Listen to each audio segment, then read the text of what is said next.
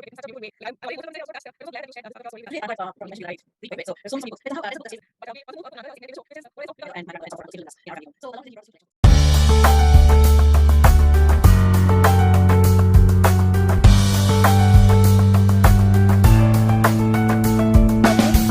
hello everyone. I'm Dolly and welcome back to my channel Books and Beings with another guest and another story. Hope you all are doing extremely great and are happy and healthy. Today I have a guest about whom the more I speak, the less it would be. She is a perfect example to the saying that learning never stops at any age or at any given time. She believes that it is her curiosity that keeps her going and looking out for more knowledge. And I am always delighted to have someone like her in my show who loves to share their part of stories. She is Beena Mukamala, based out of Chennai, Tamil Nadu. By profession, she is an architecture and designer, but she chose to quit her job and be a full-time mother when a son was born. But her passion for architecture did not leave her, and so she kept herself engaged in a few projects related to orphanages, parks, and homes for her relatives. She is also a certified yoga instructor, and she is also pursuing a course related to emotherapy and healing. She has also pursued music in between. And yes, how can I forget her love for painting? Her Instagram page is full of spellbound pieces. Ah, I can just go on and talk about her. But let us not take more time here and go ahead and meet our guest today. Let us welcome our guest, Beena ji. So viewers, let us welcome our guest today, Beena ji. Hello, Beena ji. How are you? I'm great. I'm doing good, Dolly. How are you? I'm doing good too.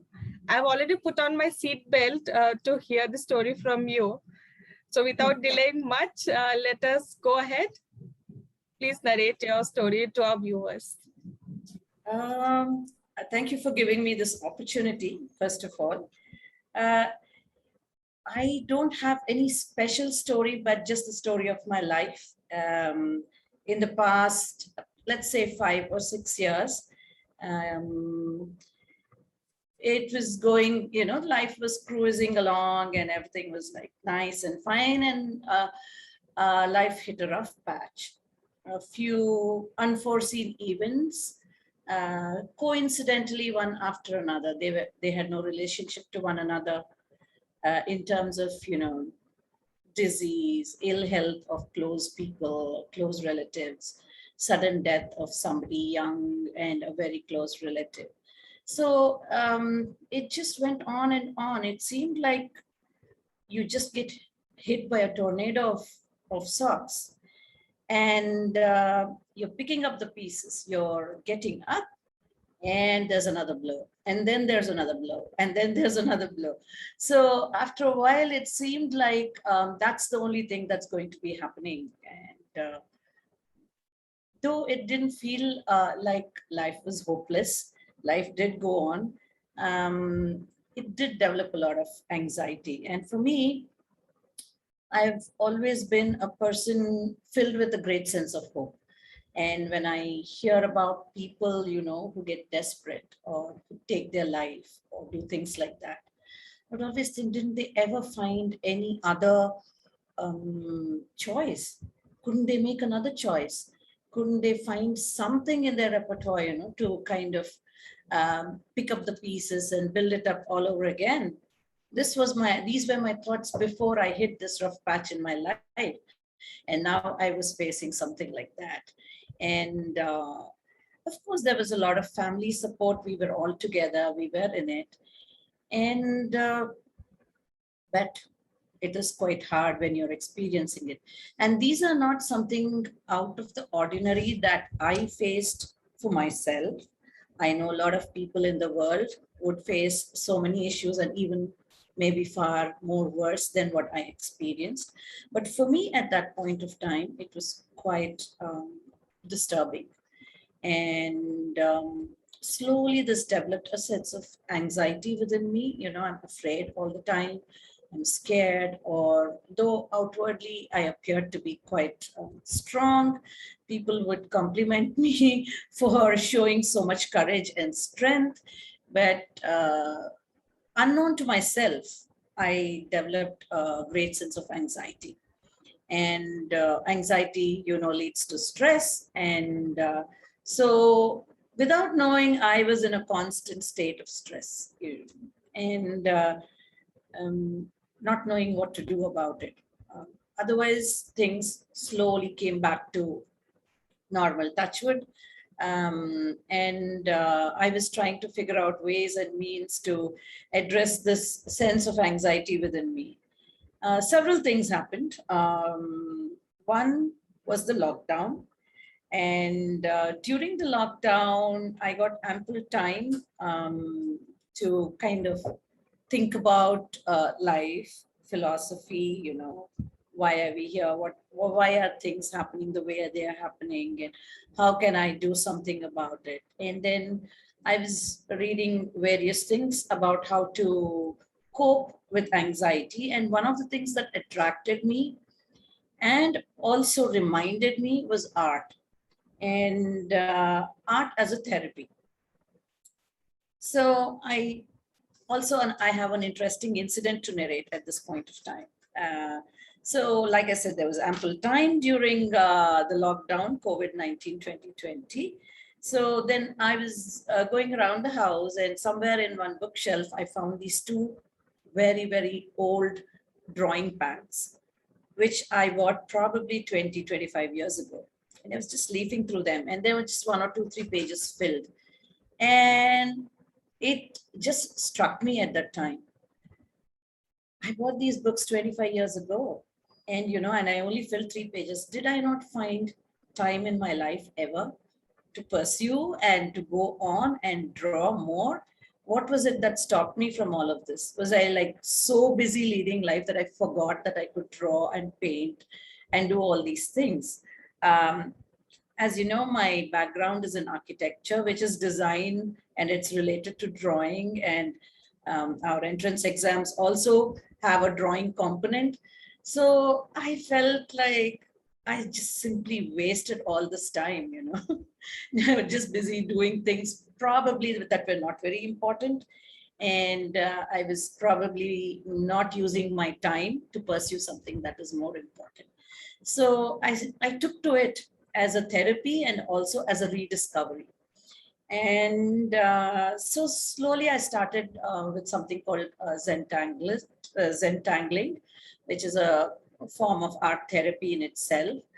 And that led to me kind of trying to work with various mediums of art, like watercolor, acrylics, this, that, anything that came to me. I soon became a child. I was absorbed, and I would like quickly draw and come up with things. So it was a good journey, a journey of discovery. And then I also discovered Instagram, of course, and found that I could post these artworks of mine, and that gave me a lot of pleasure.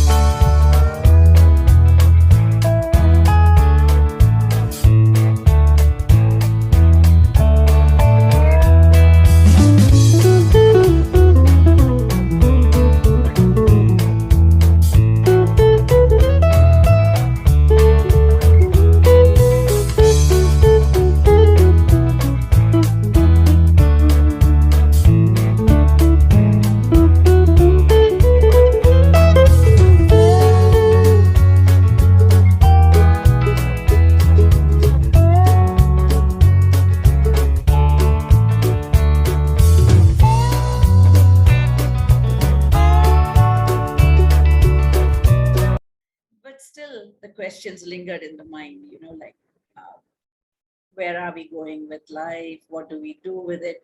What are the answers? Trying to kind of dig deeper into questions. I have read a lot of books here and there scattered, But then I started to kind of do a structured course in understanding my own mind and things like that.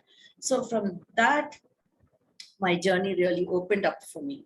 So I started to rediscover a number of things about myself, how to deal with anxiety and stress and emotions and negative emotions mostly.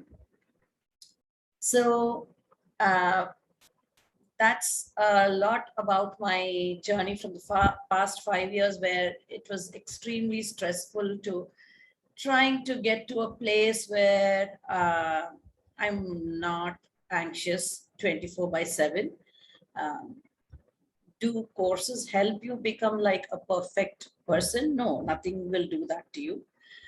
But you learn to control, you learn to live with issues, and probably not get into like knee-jerk reactions. All that we learn about, responding before reacting. And that's been a beautiful part, something that I've always wanted to understand and conquer about my own emotions. Probably I am slowly getting to that place. That, I would say, in a nutshell, is my journey in the past few years to the current point of time. So there you have it, Dolly. That is something like I feel like it is very close to me, and I'm so touched hearing that, because anxiety is something that is so much prevalent there, and I'm someone who has undergone, and I think I'm still working on that. Like every day it is like a trial, like let me try this if I can come out of anxiety, let me try this if I can come out. It is all about discovering, and you have put it in such a beautiful way. Like I'm already emotional from inside and also so touched, but I'm so glad that you shared this part of your story with us. But we'll also move to another segment in the show, which is more or less of recommending a book to our viewers to read, because stories are the living books of people, and this other segment is mostly about physical books where people can go and learn something more. So which book would you recommend for our viewers today? For today, though I've probably mentioned to you that I read quite a bit, so there are so many books. But somehow there's a book that stayed with me, something that I've read probably when I was a teenager or 20 years old. And many decades have passed since then. So that book is a book. I'll narrate a little story to you before I reveal the book. So my grandpa, my paternal grandfather, had a huge collection of books. And somewhere during my teens, my grandfather and my grandmother and some of our uncles came to live with us in our family home. So along with him, he brought this huge collection of books. And I was naturally very interested. And I was going through all the books in his shelf, and somehow this one caught my attention. And this book is the very famous book by Napoleon Hill called Think and Grow Rich. Many people would have read it. It's a widely popular book even to this day, though I think it was a book that was published in the, I don't know, late 1930s or 40s. And I've read it 30 years ago. But I would say it stayed in my mind in such a way that I absorbed a lot of points in that book. It is, and strangely, it kind of connects to my story today in the sense that it was a self-help book. I think it is. It falls under the self-help category of books. So there's a lot of interesting ideas in that book, and many quotes from the book that would make for good, social media posts. So that is not the point. However, the point is how it impacted me in understanding, not about becoming rich, but there were certain principles in the book that, talked about conquering your fears, fear about illness, old age, poverty, and things like that.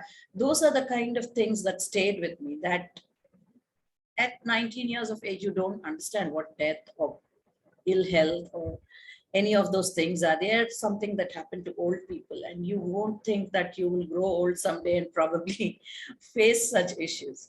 So those were the things that had been there in my mind somewhere. My subconscious mind absorbed it, and fancily enough, the book talks a lot about the power of the subconscious mind, and how if you have a burning desire and and a clarity of purpose to achieve something, you harness your subconscious mind, the power of the subconscious mind, and then go about achieving your goal.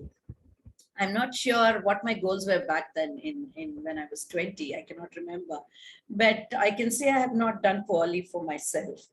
And this book has on and off, lighted up my thought process. And I would recommend even youngsters today to at least go through it and read it. It's a very old book, but surprisingly, the English in it is not of the olden style. It would be interesting because I think the self-help genre itself, takes a lot from this book. It's a very influential book in that sense. You can probably get one book out of every chapter. In what Napoleon Hill writes in his, he talks about some 13 to 14 principles, and like I said, some 6 ghosts of fear, and how do you go about setting a goal? How do you think and use your mind to achieve your goals? So that is a wonderful recommendation for a lot of people of all ages can benefit reading from the book.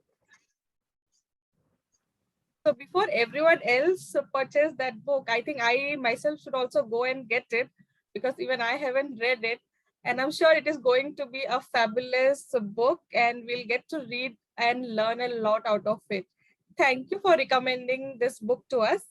And now we to the last segment, which is a Q&A, to know more about our guests a little bit more and hear from them. So I have one question, but I'll add something more to that so that you can elaborate and in a flow give the answer.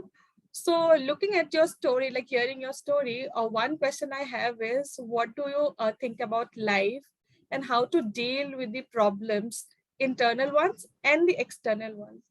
Also, I want to add one question here is, how do you keep yourself so much energetic and the curiosity to learn so many things at this age and like keep going around about it? Okay, the first question, how do I see life? I would like to see it. If I say I would like to see it positively, it would sound cliched, but you can't just look at life in a positive way unless you inculcate something inside. So working on the inside or your mind or your emotions is extremely important. That's the way to go about dealing with problems. And if you ask me how to deal with problems, again, faith is an important thing, a very, very important thing. And by faith here, it is not necessarily religion. It could include religious belief. But to believe that the universe will never give you problems that you cannot solve. So you have to have a certain element of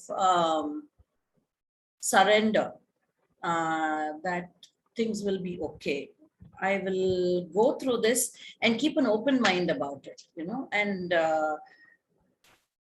yeah, everything is happening, but let's see, maybe I'll find a way out. That kind of a mindset is very useful, and kind of constantly be alert and look for an opportunity in distress to overcome it. Having support is very important, but there are times when you will not have any support. Seemingly close people will not be helpful. And then where do you go? Whom do you turn to? You have to find that strength within you. You cannot expect that help will arrive. However, the very interesting thing that I found in my own life is when I felt that way, but looked inward and, tried to increase my faith either through prayer, um, meditation, or whatever, it seems that help arrives. And help arrives in a way that is that you would end up terming miraculous. I don't know how I got stuck here, but somebody came to help me. So that comes from an innate faith that, life is positive and things will work out one way or the other. So that is the answer to your first question. And second question, I cannot say I'm always energetic, but I am happy in many ways when people don't get to see my negative emotions. But yeah, so I am not very high on physical energy, but yes, I do normally would be considered a peppy person. So it's there. It probably also comes again from an innate faith or a belief system. So that's what I would say. What happens actually is, like, once we move further in our age, like we go in the 30s, 40s, 50s, we stop our learning process. We feel like, okay, ab ho gaya hai, like whatever we have learned, no further things to learn. But I've seen you that you still go ahead and pursue new things in life, right? Like you have got your yoga certification done, you are doing, yeah, you're pursuing a course in related to immunotherapy. So that is what I wanted to know more. Like, how does it, how do you keep yourself going? Like, don't you think like, okay, ab to ho gaya hai, or I should stop here, or something like that? No, I've seen the ill effects of people becoming mentally lazy. That is a slippery slope towards a very negative and sad and a depressing, life. The minute you stop learning, okay, maybe you don't want to keep learning something, but have a passion or a hobby for anything, as any interest that you have. If you see people who are healthy, hale and hearty, in their 80s, they all have some passion and some purpose. Nowadays, there is this famous book called Ikigai, and it talks about people. Again, another book. I'm not really recommending because I haven't read it, but I kind of got the gist of it. So it's about having an enduring passion, and the passion can keep changing. So today it is art, tomorrow it can be suddenly music, and for some people, it's an enduring passion all throughout their lives. And to pursue that and find ways to pursue that and not get distracted by other things happening. And that learning has taken a long time for me. That's come after a long, long time, that if this is there, like I narrated the story of the art drawing pads. So what was I doing for 25, 30 years? Not pursuing it. So once I made it a priority, once I made it like I am going to spend this much amount in my art for my art, suddenly I started producing a few, good ones that I was happy about. It's not about that becoming the next Mona Lisa or something like that, but what gives me happiness. And a few likes here and there, if you will. So, yeah, so that has kept me going. And reading, I don't know, it's been there, I think, since the day I was born. Even as a little kid, I was always with books. So that anything, any printed matter, I would find it interesting to read. And from there, it springs forth and takes you in different roads. You read something and then you're very excited and you find something else. It's like that. It goes on that way. Yeah. So the key thing to remember though is to keep up with something. The minute we become lazy, mentally tired, no, that's a dangerous road. Thank you for those amazing answers. And the best part of doing this show for me is that I invite guests for one story, but I get to hear so many stories, and that like ignites those inspiration for me and keeps me going. Uh, Thank you so much, Beena ji, for coming to my show, Books and Beings, and sharing your part of story with us.